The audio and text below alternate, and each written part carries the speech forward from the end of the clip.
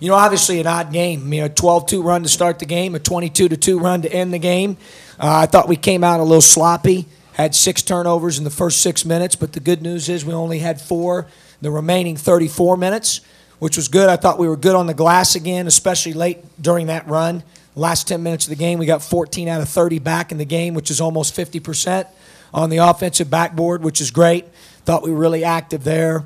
Thought during the run, obviously, John made some plays, made some shots that kind of catapulted us there. But our defense is what gave us those opportunities as we got out and ran, and we were either able to get some of those in transition, off of penetration, or off of our defense.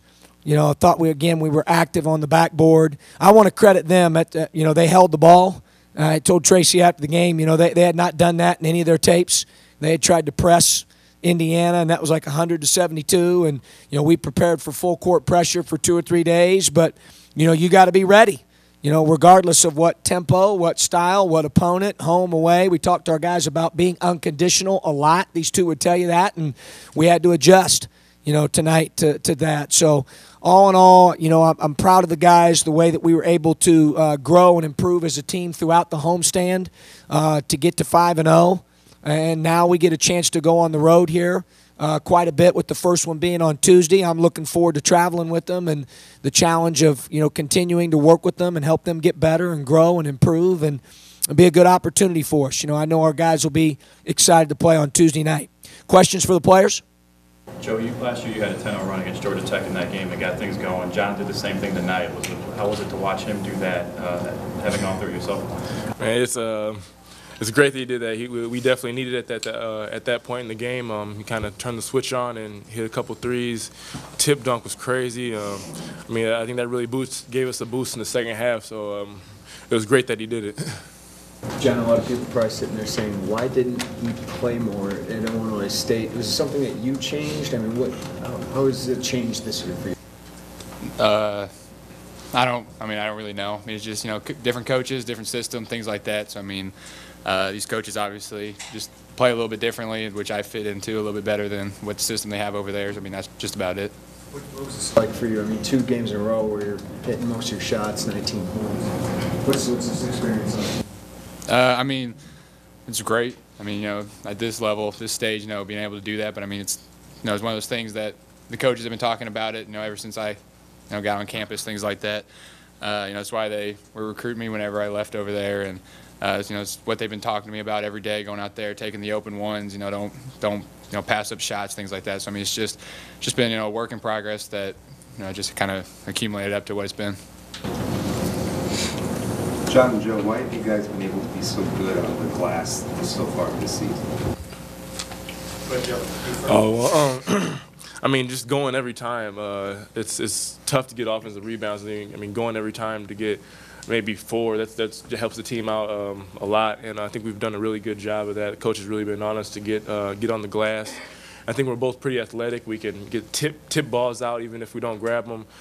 Get extra possessions. That really helps our team. Yeah, I mean, a lot like what he was saying is just the coaches have put a huge emphasis on it from the summer. Every day in practice, we got, coaches watching us. If we don't go, they get on us, things like that. We watch tape, and if guys don't go, we see it. So, I mean, we hold each other accountable for going, which I think makes us better on both sides, because in practice we're used to guys, going crazy to the glass, so having to box them out. So in the game we're just, used to it, and then, maybe some guys don't work on it as much, so we're used to running into bodies, and then sometimes in games when guys don't hit us, we're just able to get in there. Joe, how confident are you guys when it gets close like that, when it's 55-51? How confident are you guys that someone is going to step up and make the plays necessary to win the game? I think we're pretty confident. We have a lot of players that can do different things. A lot of players can go off at different nights. Ekey got hot tonight. Ray had a lot of good games. I had a couple good games. And Tracy can go off anytime. I mean, I think we're so dangerous like that. Every game is different. Anything else for the players? Okay. Go. Continue to go. Coach. Good job, guys. I don't know what's open. So. Make sure you dab it. You added John, and did you expect these kind of spurts that he's had the last couple of games? Well, you hope for that. I knew that I was saying the whole time he could shoot the ball. And I want him to keep shooting the ball. I mean, obviously, he's got a gift with that. He's a very good rebounder. I've said it over and over again. He's got high IQ. He picked up 2 positions quickly for a first-year guy. It shows you how smart he is. He plays to win. He's a great teammate. He was voted by his peers and coaches after being here only since June to be a captain. I could go on and on. He's a big part of our team. Is going to continue to be so. He'll tell you, though, he's got to get better in some areas, just like all the rest of the guys got to get better in some areas. We've all got to get better right now. We've still got, a long way to go. I wasn't very excited about how we started the game with 6 turnovers tonight. I thought we were sloppy. We can't do that. We got to be sharper than that. We got a little careless there, but then we got to guard the basketball a little bit better. We got to defend the 3 better. So we got to take a look at that all on film. We certainly don't ever take the mindset, Jeremy, that we've arrived. We've got a lot. We got to get better. Teams either continue to get better throughout the course of college basketball season, or they get worse. There's no in between. So we want to be that team that continues to get better. A lot of that starts with our attitude, our leadership from our older guys, our disposition, our mindset, our energy level, our desire. And right now those things are there, so that gives us a chance. John, the fact that you guys got out to a fast start tonight, when they came back, they kind of controlled the tempo and make it a slower game? Oh, they did for sure. Yeah, no question. Like I said, they held the ball and milked the shot clock, and then they had some guys make some plays on offense, whether that was Rosenberg or Pippen or Ross. They've got some talented guys. They do. I saw that on film. They got some really talented guys in one-on-one isolation situations. Those guys are good drivers, and they have good spacing, and Tracy does a good job with them. So, they once they started controlling that tempo a little bit, which I thought they did there in the first half especially, I thought we were able to get some stops, press the one time, tried to get a little bit more aggressive on some of our coverages. We were able to pick the tempo up a little bit and get a few more possessions in the second half, certainly, than we did in the first half. You're able to use Coleman a little bit more and give him some experience. Yeah, it was good for Austin. We thought he was going to be a good matchup coming into the game because of their athleticism. In fact, their 5-man was 6'6", and long and athletic and aggressive, and we just felt like it was a good game athletically in terms of matchups for him. And I thought he did some good things. He got 3 rebounds in 13 minutes. I thought he did a good job of communicating. I thought he gave us good energy. Coach, there doesn't seem any panic in your guys. Had a couple games lately, they've been close, but they don't seem to panic. They continue just possession by possession. Yeah. The older guys done a good job with that. I'd certainly hope we wouldn't do that. I don't know why we would do that. No, it's just we don't want that ever in our DNA. Just we like to be poised, and you go through. I always tell them it's never as good as it seems. It's never as bad as it seems. Don't believe all that.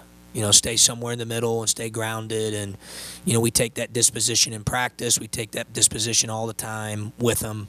We want to have energy all the time, positive energy. I would certainly hope that would be a characteristic. And I know sometimes it's probably a good point you're making, because I probably shouldn't take that for granted. But I would hope that that's a part of our DNA in terms of who we are at Illinois.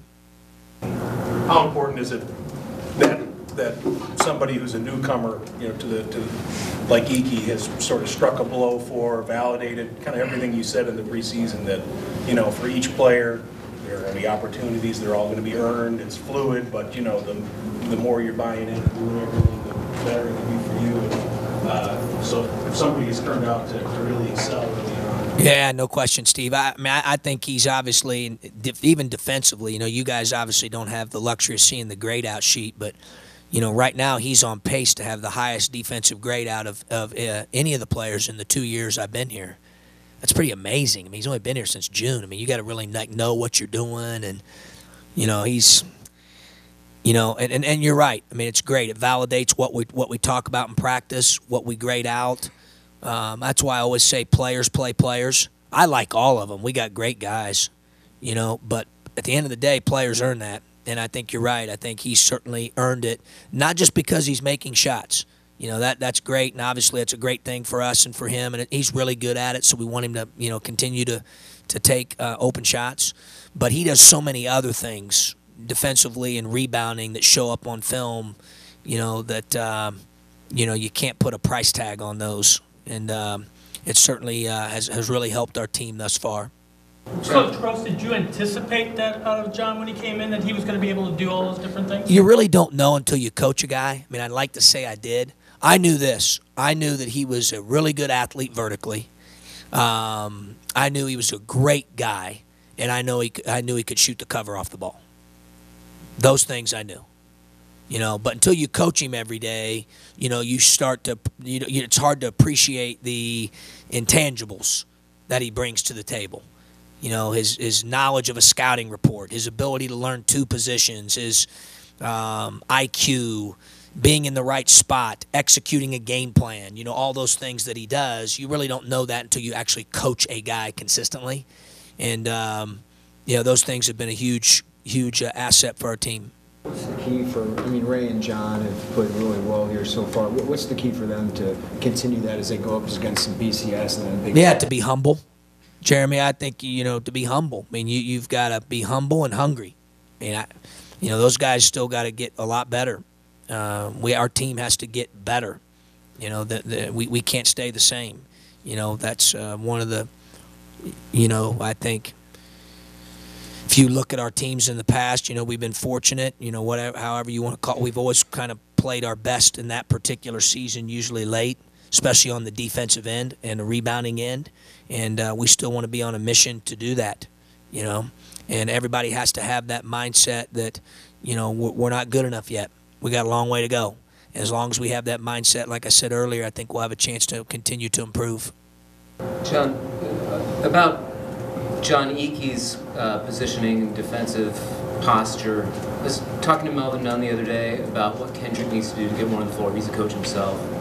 And he said, yeah, it's a tweak here and there.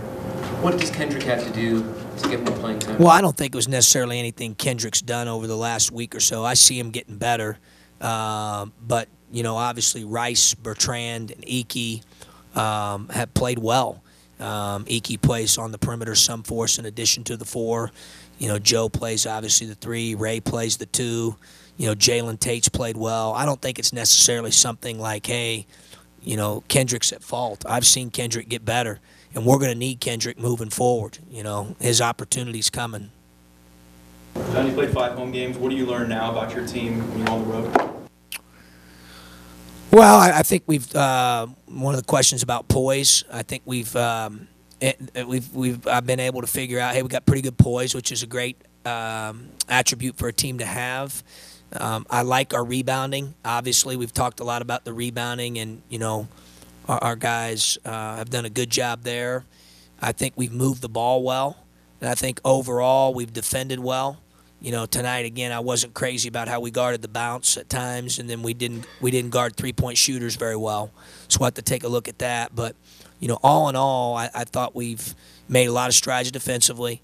We've rebounded consistently. For the most part, we've taken care of the ball. We move the ball. I'd like to see us play with more pace, not only full court but half court.